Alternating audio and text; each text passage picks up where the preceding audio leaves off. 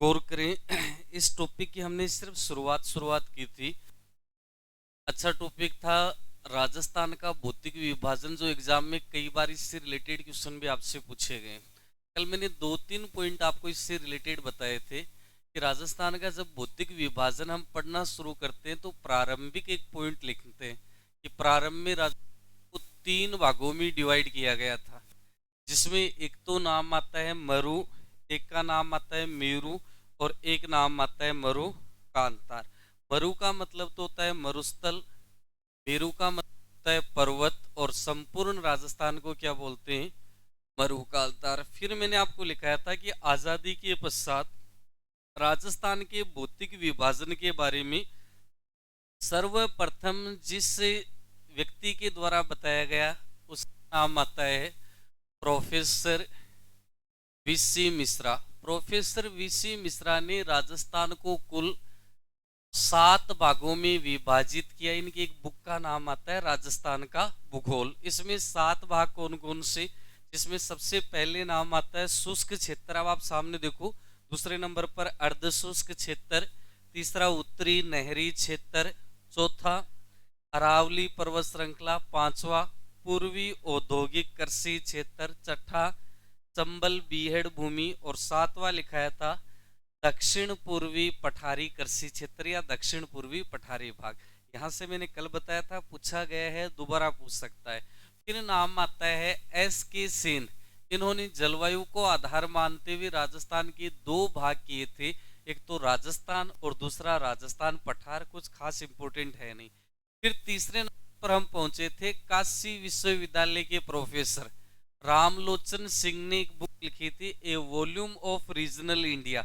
इसमें राजस्थान के 2 तो भाग किए थे, 4 उपभाग किए थे और 12 खंडों में विभाजित किया था। फिर लास्ट पॉइंट हमने ये लिखा था कि राजस्थान के भौतिक विभाजन का सर्वमान्य जो वर्गीकरण है वो माना जाता है ए के तिवारी और एच एम सक्सेना। ए के तिवारी और एच एम सक्सेना ने जलवायु, धरातल, नदियां और वनस्पति को आधार मानते हुए संपूर्ण राजस्थान को कितने भागों में बांटा था, 4 भागों में। आज इसी भाग को हम पढ़ेंगे जो इसका सर्वमान्य वर्गीकरण है। पहले तो आपको ये देखने की ये 4 भाग कौन कौन से बांटे थे।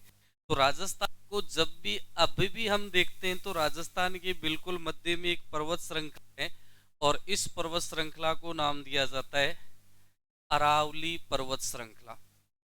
4 भागों में पहला जो भाग है उसका नाम दिया जाता है उत्तर पश्चिम मरुस्थलीय क्षेत्र। जो अपनी एनसीईआरटी की बुक है उसमें भी इन्हीं 4 भागों का वर्णन किया गया है।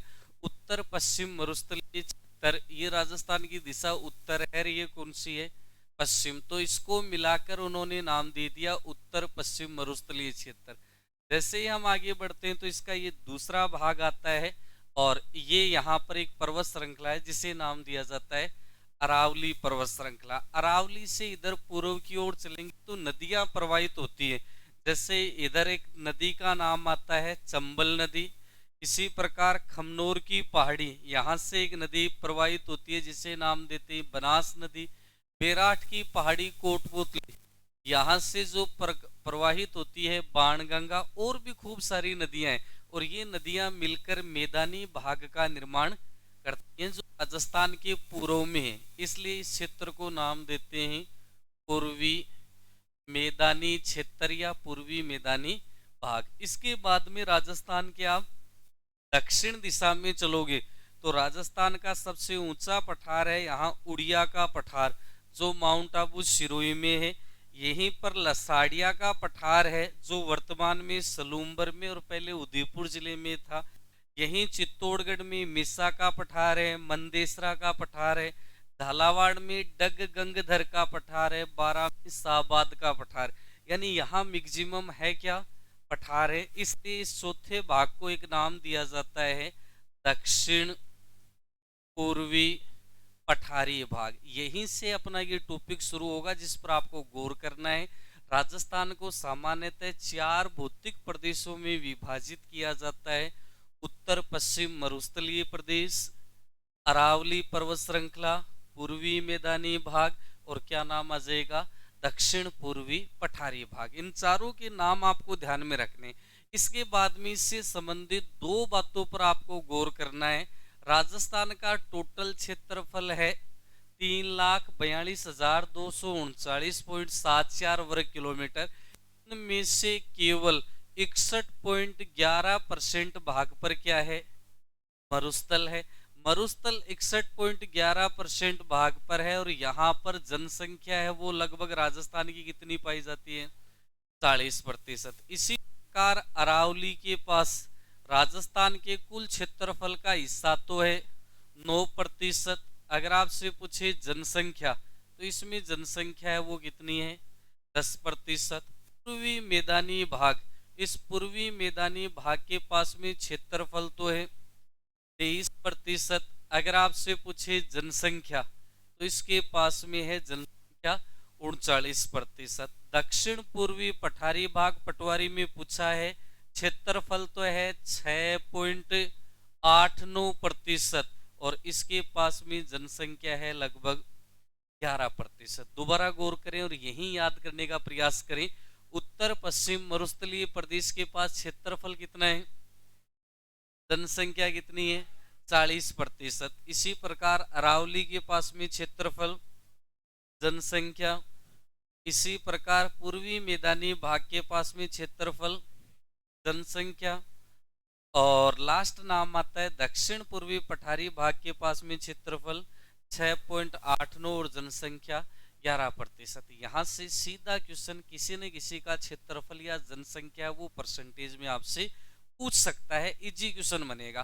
फिर कई बार क्या होता है, इन चारों भौतिक प्रदेशों को नाम देकर पूछता है कि इन चारों में से सबसे नवीनतम भौतिक प्रदेश कौन सा है।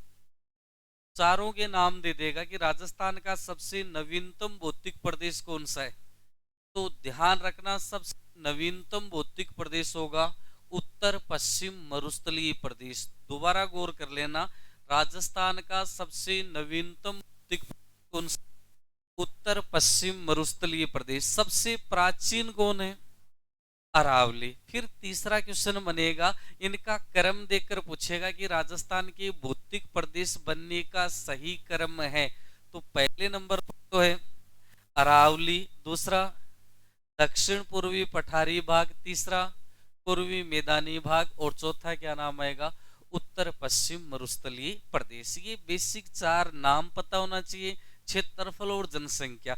इजी क्वेश्चन और क्या बनेगा, इजी क्वेश्चन ये भी पूछ सकता है आपसे कि इन चारों भौतिक प्रदेशों में सर्वाधिक जनसंख्या वाला भौतिक प्रदेश है, तो सर्वाधिक जनसंख्या है उत्तर पश्चिम मरुस्थलीय प्रदेश। लेकिन इसी में ही थोड़ा सा चेंज करें और आपसे पूछ ले कि राजस्थान का वह भौतिक प्रदेश जहां जनघनत्व सर्वाधिक है, पॉपुलेशन डेंसिटी, तब आपको करना है पूर्वी मैदानी, क्योंकि इसके पास में देखो क्षेत्रफल यानी जमीन तो है 23 बीघा, व्यक्ति कितने हैं, इसके पास में जमीन है 60 बीघा से अधिक, व्यक्ति कितने हैं 40। तो सर्वाधिक जनघनत्व तो पूर्वी मैदानी भाग में, जनसंख्या कहाँ आएगी, उत्तर पश्चिम मरुस्थलीय प्रदेश। मेरे हिसाब से यहाँ तक कोई दिक्कत नहीं।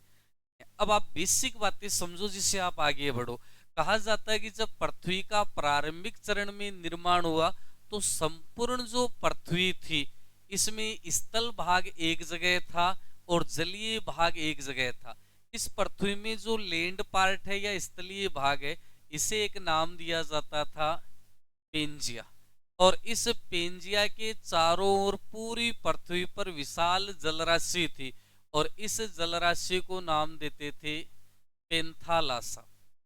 फिर यहाँ पर अल्फ्रेड वेगनर का एक महाद्वीपीय विस्थापन सिद्धांत लागू किया गया, या उन्होंने बताया कि इसमें चेंजमेंट क्या हुआ। एक और थ्योरी आती है प्लेट विवर्तनी का सिद्धांत, और वो ये कहती है कि संपूर्ण पृथ्वी है वो अलग अलग लेयर के रूप में बटी हुई है। बात तो उनकी भी ठीक है, जैसे हम मिट्टी की खुदाई करेंगे तो लगभग 60 मीटर गहराई के बाद में आपको एक अलग लेयर है वो देखने को नजर आती है। तो ये कहता है कि संपूर्ण पृथ्वी एक लेयर पर टिकी हुई है जिनकी अलग अलग प्लेटें हैं। कालांतर में इन प्लेटों में ही अगर हम बात करते हैं बिखराव हुआ, और बिखराव के कारण ये जो पेंजिया पार्ट था ये दो भागों में डिवाइड हो गया। एक भाग तो उत्तर दिशा की ओर चला गया, उत्तरी पेंजिया, एक भाग दक्षिण की ओर चला गया, कौन सा नाम आ गया, दक्षिणी पेंजिया। अब दोनों भाग स्थल वाले इधर हो गए तो बीच में चला गया, और कालांतर में इस पृथ्वी की जो स्ट्रक्चर है वो इस रूप में बनी। उत्तरी पेंजिया को तो नाम दिया गया अंगारा लैंड, दक्षिणी पेंजिया को नाम दिया गया गोंडवाना लैंड, और बीच में यहाँ पर जलराशि आ गई जिसे नाम देते हैं टेथिस सागर। यानी पृथ्वी के पेंजिया और पेंथालासा के बाद में दूसरा पॉइंट बनता है कि पृथ्वी के 3 प्रमुख पार्टों में विभाजित किया गया, टेथिस सागर, अंगारा लैंड और क्या नाम आता है, गोंडवाना लैंड। कालांतर में इसमें और धीरे धीरे डिवीजन हुआ।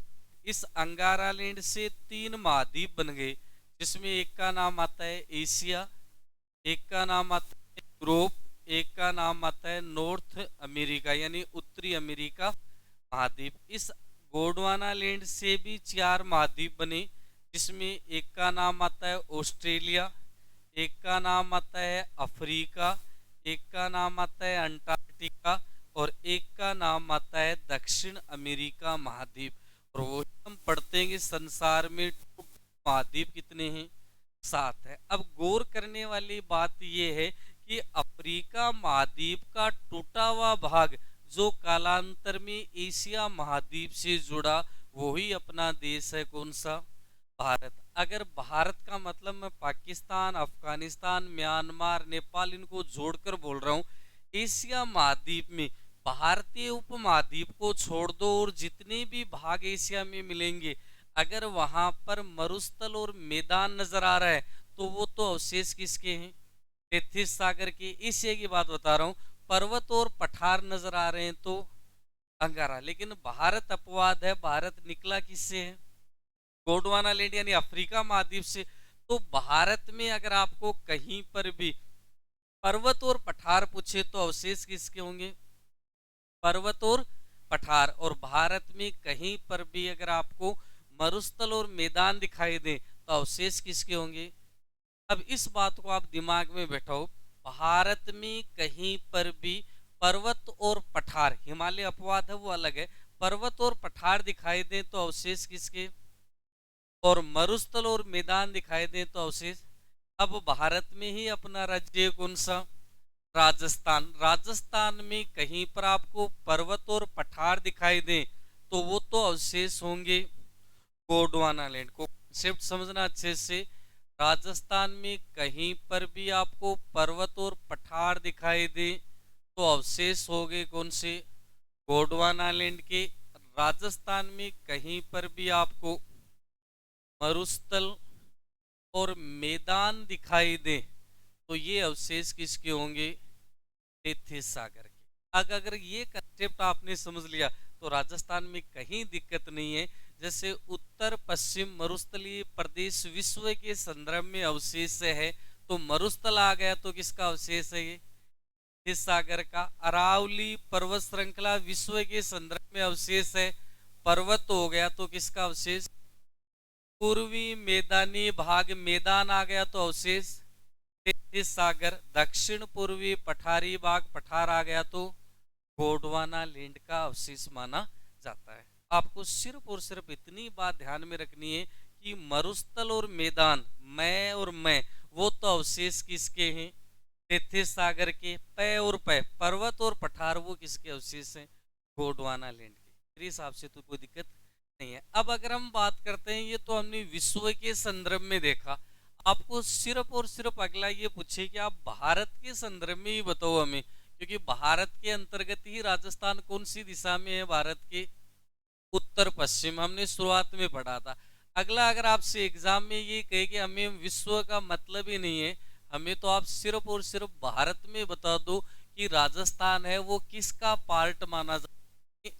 राजस्थान में जो मरुस्थल मैदान है वो किसके, पर्वत और पठार किसके अवशेष है, लेकिन संदर्भ में किसके बताने हैं, भारत के। अब भारत को 5 भागों में बांटते, जैसे राजस्थान को कितने भागों में बांटा, 4। 5 भागों में सबसे पहले उत्तरी उत्तर में यहाँ भारत में एक पर्वत है बड़े रूप में, जिसे नाम दिया जाता है हिमालय पर्वत श्रृंखला। और ये हिमालय पर्वत श्रृंखला भारत के उत्तर दिशा में फैला हुआ है, जो लद्दाख से लेकर, पहले जम्मू कश्मीर था, अब कौन सी जगह आ गई, लद्दाख से लेकर ये अरुणाचल प्रदेश तक विस्तृत माना जाता है। इसी हिमालय में संसार की सबसे ऊंची पर्वत चोटी है, जिसको हम नाम देते हैं माउंट एवरेस्ट। अब इसका विस्तार लद्दाख, जम्मू कश्मीर, हिमाचल प्रदेश, उत्तराखंड, इसके बाद में सिक्किम, यहाँ पर अरुणाचल प्रदेश, नागालैंड, इन राज्यों में है। तो कहीं राजस्थान में हिमालय पर्वत आ रहा है क्या? नहीं आ रहा। इसका मतलब हिमालय पर्वत से जुड़ी हुई कोई भी प्रकार की घटना है वो राजस्थान के संदर्भ में नहीं है। भारत का दूसरा भौतिक प्रदेश है, यहाँ गुजरात के बाद में ये जो आपको एरिया नजर आ रहा है, ये यहाँ पर समुद्र वाला एरिया है, क्योंकि इधर तो एक सागर है जिसको नाम देते हैं अरब सागर, इधर एक खाड़ी है बंगाल की खाड़ी, और नीचे यहाँ पर एक महासागर है।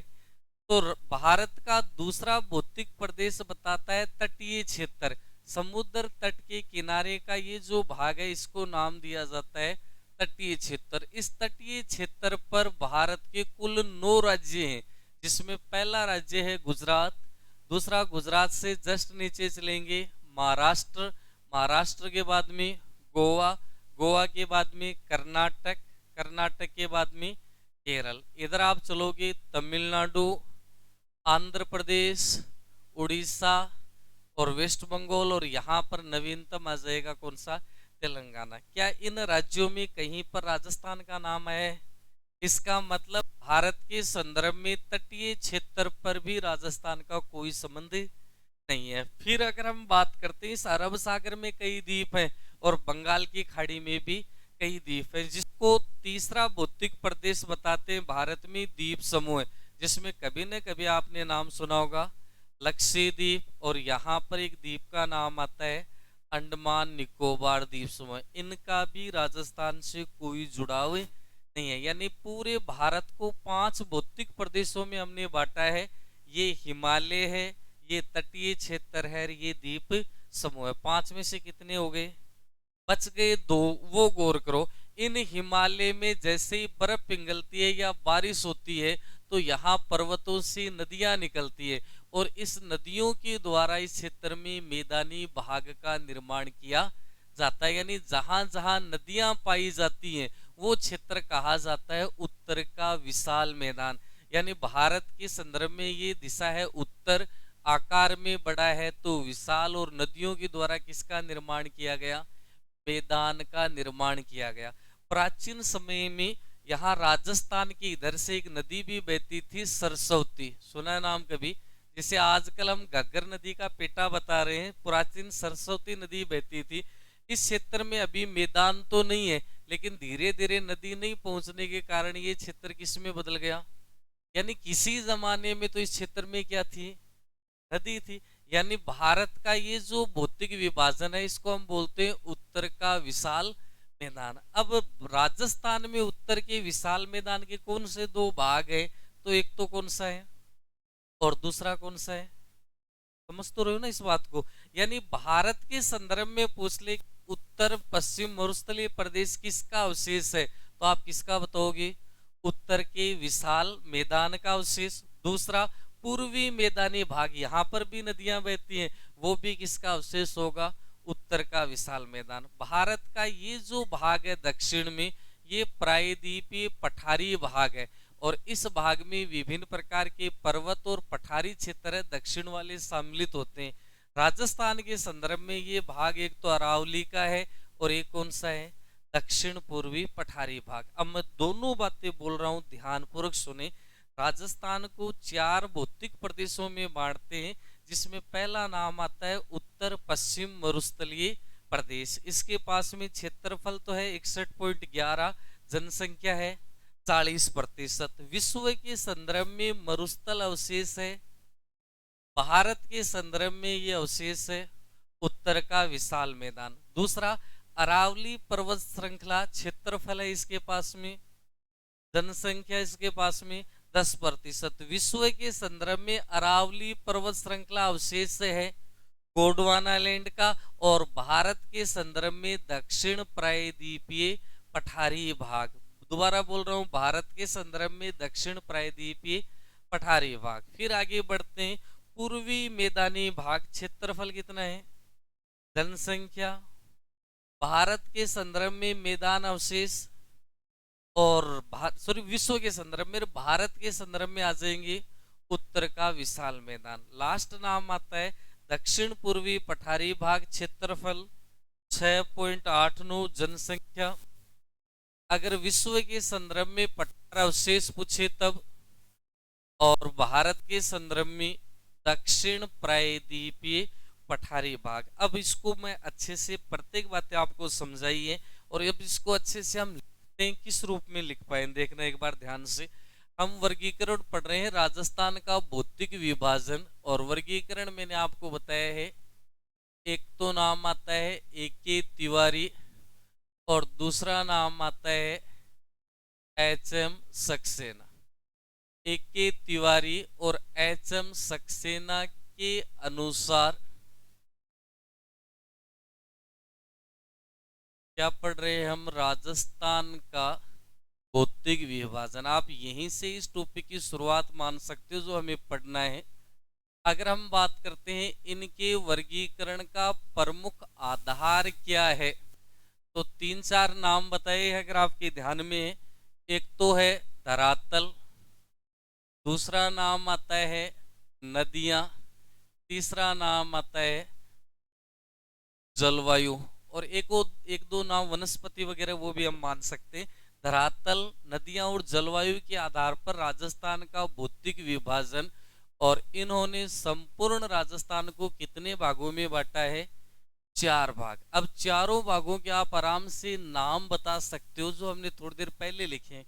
सबसे पहला जो भाग आता है उसका नाम आता है उत्तर पश्चिम मरुस्थलीय प्रदेश। देखो पहले समझे रहा, आप मेरे साथ साथ आप याद कर सकते हो, उत्तर पश्चिम मरुस्थलीय प्रदेश।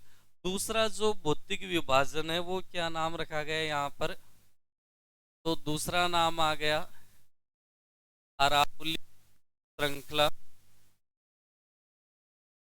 नदियां बहती हैं इसलिए इस क्षेत्र का नाम हो जाएगा पूर्वी मैदानी क्षेत्र या पूर्वी मैदानी भाग। और लास्ट 4 नंबर हमने समझा, इसे नाम देते हैं दक्षिण पूर्वी पठारी भाग। तो ध्यान रखना, राजस्थान की 4 भौतिक प्रदेशों के आप नाम आराम से बता सकते हो। फिर अगर हम बात करते हैं क्षेत्रफल, अब थोड़ा थोड़ा आप याद करो, इसके पास में क्षेत्रफल कितना है, 61.11%। आपसे पूछे जनसंख्या, तो इसके पास में जनसंख्या है 40%। अब गौर करें, मैं यहां पर एक शब्द लिख रहा हूं अवशेष, यानी निर्माण। 2 रूपों में आपसे एग्जाम में क्वेश्चन पूछेगा, विश्व के संदर्भ में अवशेष। अब बताओ आप, 33 सागर। और अगर आपसे पूछे भारत के संदर्भ में, बता रहे हो उत्तर का विशाल मैदान। जिस प्रकार हमने इस मरुस्थल को देखा है, ऐसे ही अब हम सेकंड पार्ट में वही 4 पॉइंट लिखेंगे जो आपको आ रहे हैं। अरावली पर्वत श्रृंखला, सबसे पहले क्षेत्रफल, इसके पास में 9%। अगर आपसे पूछे जनसंख्या, तो इसके पास में जनसंख्या हो गई 10%। अगर आपसे पूछे अवशेष, पर्वत है तो 2 रूपों में अवशेष पढ़ेंगे। अगर एग्जाम में आपको विश्व के संदर्भ में अवशेष पूछ रहा है, तो पर्वत और पठार किसके अवशेष होते हैं, गोंडवाना लैंड। तो ये हमने नाम लिख देंगे यहाँ पर, गोंडवाना लैंड। इसके जस्ट नीचे अगर हम बात करते हैं भारत के संदर्भ में, ये थोड़ा सा पहली बार आप सुन रहे हो तो कम याद होगा, लेकिन प्रयास करना, दक्षिण प्रायद्वीपीय पठार, यानी ये भारत के दक्षिण प्रायद्वीपीय पठार के अवशेष है। अब आप आराम से बता दोगे, पूर्वी मैदानी भाग के पास में क्षेत्रफल लगभग 23% है। अगर आपसे पूछे जनसंख्या, तो इसके पास में जनसंख्या लगभग है 39%। 2 बातें, मरुस्थल और मैदान, इसका मतलब अगर अवशेष विश्व के पूछे तो आप क्या बताओगे? टेथिस सागर। अगर हम बात करते भारत के संदर्भ में पूछे तो वो ही नाम आ जाएगा, उत्तर का विशाल मैदान। आगे बढ़ते हैं, इसके बाद में लास्ट तीसरा नाम आता है दक्षिण पूर्वी पठारी भाग। क्षेत्रफल कितना है? 6.89%। जनसंख्या इसके पास में है लगभग 11%। अगर हम बात करते हैं अवशेष, तो पर्वत और पठार है तो सेम ही होगा। विश्व के संदर्भ में तो हो गया गोंडवाना लैंड का अवशेष। और अगर आपसे भारत के तो नाम आ जाएगा दक्षिण प्रायद्वीपीय पठारी भाग या दक्षिण प्रायद्वीपीय पठार। मेरे हिसाब से तो इन चारों में कोई दिक्कत नहीं है, पहले बेसिक समझा है, फिर आपको ध्यान में लास्ट में ट्रिक भी बताइए कि पर्वत और पठार आ जाए तब तो गोंडवाना लैंड, मरुस्थल और मैदान आ जाए तब टेथिस सागर। अब इस उत्तर पश्चिम मरुस्थलीय प्रदेश को हम अलग अलग भागों में पढ़ेंगे, जिसमें इसको पुनः 2 पार्टों में डिवाइड किया जाता है। और इसमें जो वर्गीकरण का आधार है वो अलग अलग है। जैसे एक तो नाम दे रखा है चट्टानों की संरचना के आधार पर, यानी जमीन की गहराई में चलोगे तो आपको विभिन्न प्रकार की लेयर मिलेगी, परत मिलेगी, उनके आधार पर। दूसरा सरफेस पर हम देखें तो दूसरा नाम आता है वर्षा की मात्रा के आधार पर, यानी उत्तर पश्चिम मरुस्थलीय प्रदेश का वर्गीकरण किया जाता है। एक तो चट्टानों की संरचना और दूसरा कौन सा? चट्टानों की संरचना के आधार पर इस पश्चिम मरुस्थलीय प्रदेश को कितने भागों में? 4, जिसमें सबसे पहले नाम आता है the great Indian desert. The great Indian desert के रूप में जानते हैं, हिंदी में इसको बोलते हैं महान भारतीय मरुस्थल। मैक्सिमम मरुस्थल का विस्तार है यहाँ पर। और इस महान भारतीय मरुस्थल के अंतर्गत जो एग्जाम में क्वेश्चन आता है वो पूछता है इर्ग क्या है, कई बार पूछा गया है। दूसरा इसमें जो वर्गीकरण दिया जाता है वो दिया जाता है चट्टानी मरुस्थल। पहला तो ग्रेट इंडियन डेजर्ट, दूसरा नाम आता है चट्टानी मरुस्थल। और चट्टानी मरुस्थल से रिलेटेड एग्जाम में पूछता है हमाद या हमादा क्या है। तीसरे नंबर पर नाम आता है पथरीला मरुस्थल। और पथरीला मरुस्थल के अंतर्गत जो आपसे पूछेगा वो पूछते हैं रेग या शरीर के नाम से जाना जाता है, क्या है, ऐसे क्वेश्चन आएंगे। फिर इसमें लास्ट जो 4 नंबर आता है वो आता है लघु मरुस्थल। और लघु मरुस्थल के मद्देनजर जो एग्जाम में क्वेश्चन आते हैं वो कई बार तो नाम दे देता है तली, कई बार नाम देता है रन, और कई बार नाम आता है पलाया। वैसे टाट ढाट क्षेत्र कई आते हैं। वर्षा की मात्रा के आधार पर इसको 2 पार्टों में डिवाइड करते हैं। एक तो नाम देते हैं शुष्क क्षेत्र, जहां वर्षा कम होती है 25 सेंटीमीटर से, और दूसरा नाम देते हैं जहां वर्षा 25 से 50 सेंटीमीटर के मध्य हो, उसको क्या नाम देते हैं? अर्ध शुष्क। ये आगे प्रत्येक के बारे में पढ़ाऊंगा, पहले बता रहा हूं कि इसमें आपको पढ़ना क्या है। शुष्क क्षेत्र है जहां पर रेत के टीले बनते हैं, उस जगह को नाम देते हैं बालू का स्तूप युक्त क्षेत्र, यानी यहाँ पर विभिन्न प्रकार के रेत के टीलों का निर्माण होंगे। और ये लगभग लगभग है 58.5%। पूछा है ग्राम सेवक के एग्जाम में ये क्वेश्चन। दूसरा जो नाम आता है बालू का स्तूप मुक्त क्षेत्र। तो बालू का स्तूप मुक्त क्षेत्र का मतलब यहाँ पर रेत के टीलों का निर्माण नहीं होते। ये है 41.5%। तो 58.5% तो रेत के टीले हैं उस स्थान पर, और 41.5% भाग पर विभिन्न प्रकार के रेत के टीलों का निर्माण नहीं होता। अर्ध को 4 भागों में हम पढ़ते हैं, जिसमें एक तो नाम आता है कौन सा बेसिन? घग्गर बेसिन, श्री गंगानगर, हनुमानगढ़ और अनूपगढ़ के आसपास का। दूसरा अपने वाला क्षेत्र आ जाता है यहाँ का, जिसे नाम दिया जाता है शेखावाटी बेसिन। तीसरे नंबर पर जो नाम आता है इसी में वो आता है अजमेर नागौर बेसिन। चौथे नंबर पर जो नाम आता है वो आता है गोडवाड़ बेसिन, या इसको लूनी बेसिन के रूप में भी जानते हैं। यानी अर्धशुष्क क्षेत्र को पुनः 4 भागों में डिवाइड करते हैं। 4 भाग कौन कौन से? पहला हो गया घग्गर बेसिन, दूसरा शेखावाटी बेसिन, तीसरा अजमेर नागौर बेसिन और चौथा गोडवाड़। ये आप बेसिक समझ पाओगे ना, तभी हम शुरुआत करेंगे। कौन सा पार्ट पढ़ेंगे? उत्तर पश्चिम मरुस्थलीय प्रदेश। अगर हम बात करते हैं अरावली, तो अरावली को अध्ययन के आधार पर 3 ही भागों में डिवाइड किया जाता है। एनसीईआरटी में थोड़ा सा चेंजमेंट करके लिख दिया, पहले उत्तर पूर्वी अरावली था, आजकल सिर्फ इतना ही नाम रखा है। कौन सी अरावली? उत्तरी अरावली। फिर बीच में जो अरावली है वो कौन सी हो गई? मध्य अरावली। और फिर दक्षिण में है, इसे नाम दक्षिण अरावली। ध्यान रहे, पहले इसको दक्षिण पश्चिम अरावली के रूप में भी जाना जाता था। यानी अरावली की 3 भाग हैं, उत्तरी अरावली, मध्य अरावली और दक्षिण अरावली। ध्यान रहे, यहाँ पर हम पढ़ किसके बारे में रहे हैं? अरावली श्रृंखला। मैदानी भाग है, अध्ययन के आधार पर इसको कितने भागों में डिवाइड किया जाता है? यहाँ 4 प्रमुख नदियां बहती हैं, उन्हीं के नाम पर इनका नाम लिख दिया।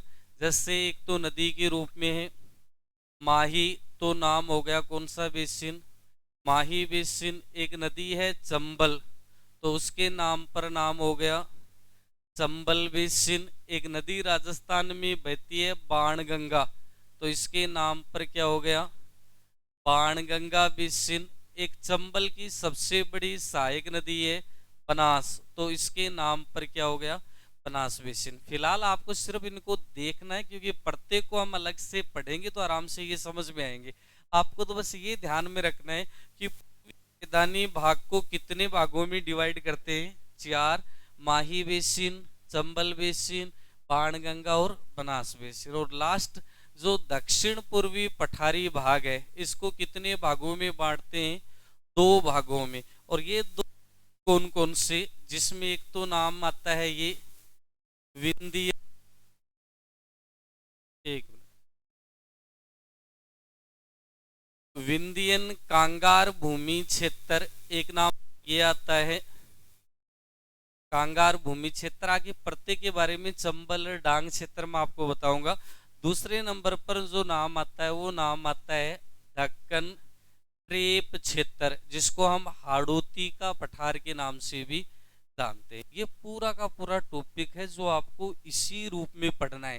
यानी पहले हम पढ़ेंगे उत्तर पश्चिम मरुस्थलीय प्रदेश, दूसरा हम पढ़ेंगे, तीसरा और चौथा। सबसे पहले आपके माइंड में ये रहना चाहिए कि उत्तर पश्चिम में इतनी बातें तो हमने सुनी है, इसके पास में क्षेत्रफल, जनसंख्या, अवशेष विश्व के संदर्भ में, भारत के संदर्भ में। फिर उत्तर पश्चिम मरुस्थलीय प्रदेश को पुनः वर्गीकरण किया जाता है 2 आधारों पर, एक तो चट्टानों की संरचना और दूसरा चट्टानों की संरचना के आधार पर 4 भाग हैं। पहला the great Indian desert, Hindi में बोलते हैं महान भारतीय मरुस्थल। एग्जाम में पूछता है इसमें इर्ग क्या है। दूसरा चट्टानी मरुस्थल, एग्जाम की दृष्टि से हमाद। पथरीला मरुस्थल रेग या शरीर। लघु मरुस्थल को तली रन या क्या बोलते हैं? पलाया। इसमें शब्दावली है, लघु तो मरुस्थल अलग है, इसमें अलग अलग संरचना बनती है। कई अस्थायी लवणीय झीलों को क्या बोलते हैं? पलाया, जो हम पढ़ेंगे। वर्षा की मात्रा के आधार पर एक तो शुष्क क्षेत्र हो गया और एक हो गया अर्धशुष्क। शुष्क क्षेत्र वह भाग है जहां पर आपको विभिन्न प्रकार के अलग अलग संरचना वाले टीले मिलते हैं।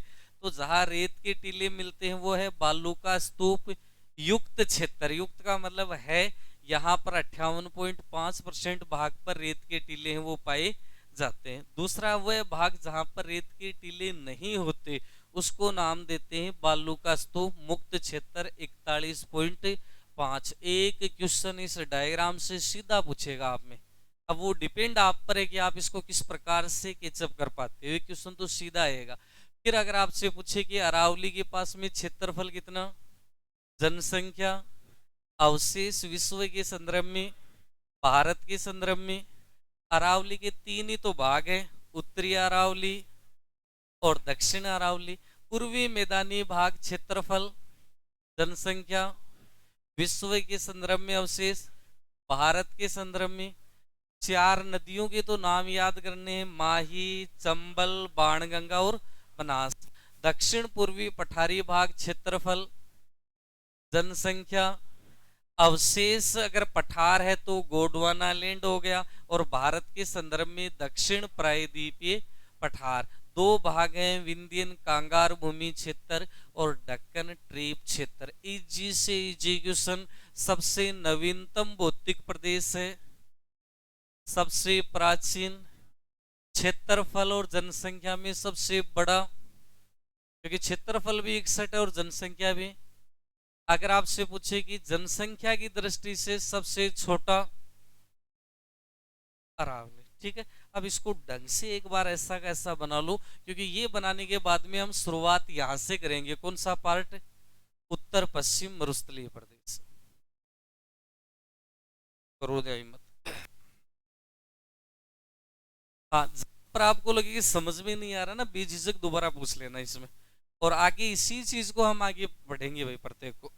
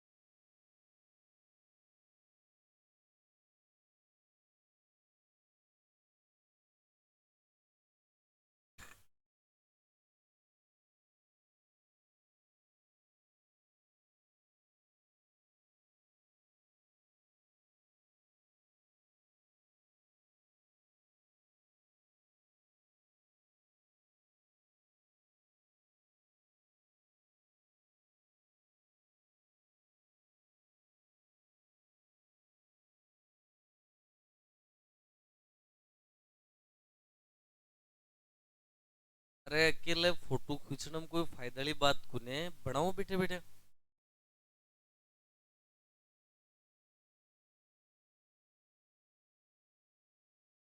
फिर तो कल बना कर लेकर आ जाओगे। जिसके पास में टाइम है वो आराम से बैठा बैठा बना ले।